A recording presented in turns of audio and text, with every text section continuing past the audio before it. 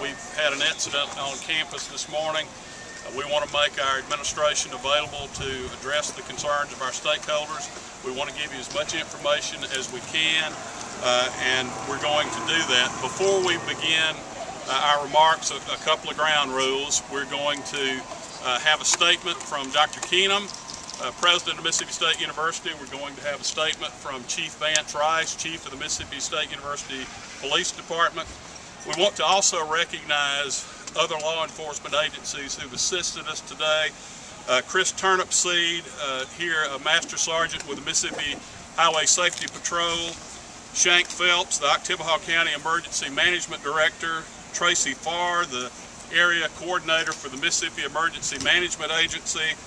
Curtis Jernigan, the Emergency Response Coordinator for the Mississippi State Department of Health, District 4. Oktibbeha County Sheriff Steve Gladney and his force. We're also glad to have the participation and support of JoJo Dodd, the president of our student body. We also want to recognize David Rogers and Chris Cheatham, both special agents with the Federal Bureau of Investigation, and Brian McCloskey, who is a supervising special agent from Oxford, who's here. Leading our incident command is our Vice President for Student Affairs, Regina Hyatt, who is here and available as well. Now, a couple of sort of housekeeping rules. Dr. Keenum will make a statement. At this time, since the investigation is ongoing, he will not field questions. When Dr. Keenum's statement is complete, you'll hear from Chief Rice. He will not take questions at this time either. After they've completed the statements, I will attempt to address your questions. If I can answer them, I will. If not, I will write them down and get you an answer at a later date. Now, I want to identify the individual who will be the subject of this, and you are going to probably need to write this down. The suspect is Phu Qui, that's FHU-QUI, middle name Kong, common name Bill, last name Nguyen, pronounced Nguyen. So Phu Qui Kong Nguyen has gone by the name Bill. He is a student from Madison. And of course, at this time, that's about all the information we're going to be able to release about that, unless the chief decides to address this to a greater degree. And so we will now make Dr. Keenum available to make a statement. Dr. Keenum. Thank you, Sid. Well, I'm going to try to give y'all the facts on this as I understand them and what occurred on our campus earlier this morning. At 10:10 a.m. this morning, our university police received a call about a student here at Mississippi State who was in the vicinity of our drill field, our quadrangle, and he was threatening suicide, and he was also overtly threatening to harm other students or other people on our campus. So our police department reacted immediately and went directly with all units as a potential shooter, was what was made known to us as a university. We immediately notified our campus community with our alert system. We call it our Maroon Alert System here. That went out to all of our students and all of our faculty and staff here on the campus. That happened immediately when we were notified about this potential situation. Well, again, the call came in to our police department at approximately 10:10. All units were to the vicinity where that student had been mentioned where he was located. He was apprehended at 10:26 in one of our buildings right there on the drill field. So very quick response by our police department. You heard mention of others who responded here in the community. We're so thankful of the support that we have from all of our law enforcement community officials here in this community. But again, the call came in, swift action was taken by our police. Again, the threat came in as a student who was threatening suicide and potentially someone who might shoot and harm others. the good news in all of this, if there is any good news in a situation like this, no weapon at all, no shots were fired. There have been no shots fired on our campus today. No one is injured as a result of this. So that's where we are at the moment, and I just want to say that we take these kind of calls and these type of situations extremely seriously here at Mississippi State. Safety of our students is paramount. It's the #1 responsibility that I have, that our university has, is the safety and the well-being of our students, our faculty, and our staff. So again, I was very pleased at the very quick, immediate response of our university police and all of our other law enforcement agencies who've helped us in this situation. And I have with me the chief of our police, Chief Vance Rice, and he's available here to also make any other statements or provide any other facts. Chief Rice.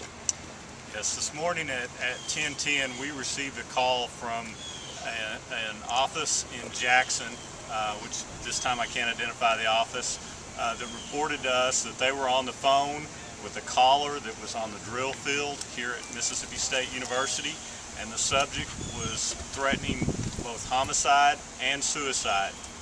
At that time, all officers immediately responded to the area, and which the subject had left the area at that point and gone to another building.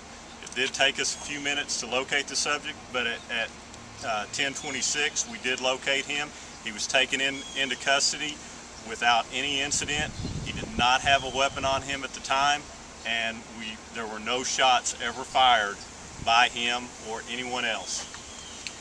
One thing I would like to add to this is that we have already notified our campus that there's all clear on our campus, that our campus is safe, and it's our intention to get back to business as normal here as quickly as we can. And classes are scheduled to resume here at 2 o'clock this afternoon. This is an unfortunate situation, and I think we've dealt with it in a very professional manner, in a way that is in keeping of our responsibility, again, to the safety of all of our students and faculty and staff at Mississippi State. So I did want to let you know that we're back to business as normal here at Mississippi State. Thank you. Thank you, gentlemen. Appreciate it. All right, one issue that I want to address with you on the record. I've had a lot of inquiries from the national media about this. So why did Mississippi State put out a maroon alert on a shooter? Why the use of the term shooter, particularly if no gun was recovered?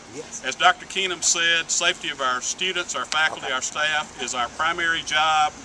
When the university receives a credible threat, and there is a definition in our policy of credible threat, when we receive that, the maroon alert process kicks in. Our Division of Student Affairs, our MSU Police Department, those procedures go into effect immediately. We don't wait around for a student or a staffer or a faculty member to be injured. We implement the policy as soon as that threat is recognized. I think every entity and agency of this size deals with it on that basis, and that's certainly why we did as well. Now, both Dr. Keenum and Chief Rice have shared with you what we can share at this time based on the fact that we have an ongoing investigation. I will take questions if there are points of clarity that you need to try to address. Are there questions? Sid, no shots fired, nobody, quick arrest. Tell us, have you talked with the chief to find out if they're going to be changing times? Security, did you talk about that? What's going to happen? Well, good question. And we have a new Vice President for Student Affairs, and with that position, Dr. Regina Hyatt also becomes the incident commander of our crisis action team. Our crisis action team meets regularly, drills regularly, and with the introduction of Dr. Hyatt into this process, we are constantly upgrading our policies, procedures, and responses to threats just like this. We have a tabletop exercise scheduled within the next 40 days so that we can hone and sharpen our skills, but this is an eventuality that Mississippi State is prepared for because we drill monthly on how to react to this, because as Dr. Keenum says, the safety of our students, faculty, and staff is job one, will continue to be job one. Let me ask you this. You said he was in custody. Does he face any charges? Also, can you release his age? Can't release his age at this time, but he is a freshman student from Madison. We will give you some additional details when law enforcement clears the release of that information. But he will be charged with something? Yes, we anticipate that law enforcement will charge him, but I can't speak directly to what those charges will be and what the venue of the charges will be. Talking about the definition of the Maroon Alert, what's the definition of that phrase? When we receive a credible threat that there is a possibility of harm to faculty, students, or staff, the process kicks in. Determining a credible threat is a function of law enforcement and of the crisis action team, but we are always going to err on the side of caution, just as parents err on the side of caution with their children. As an institution, we're going to err in the same way to try to keep everyone under our watch safe. Mr. Salter, Pranav Jadhav from The Reflector. I wanted to ask you whether the Maroon Alert is going to be vividly described more accurately, because there were cases where some classrooms locked their doors, some facilities asked their students to get out into one lobby. So what were the safety conditions, and are they going to be more vividly described henceforth? Well, we've drilled on shooter on campus for a long time. Now we've actually had that eventuality, or at least the strong threat of it, play out. Certainly we will review this incident and learn from it. We may adjust our policies in the future.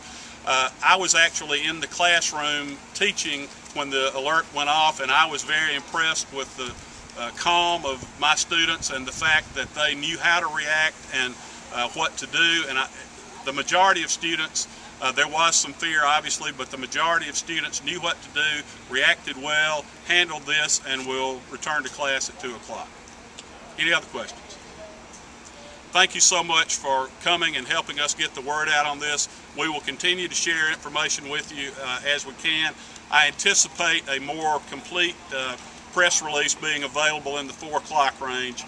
If you have additional questions, certainly most of you local folks I know have my contact information, or certainly call the Office of Public Affairs and we'll address your concerns. Thank you so much.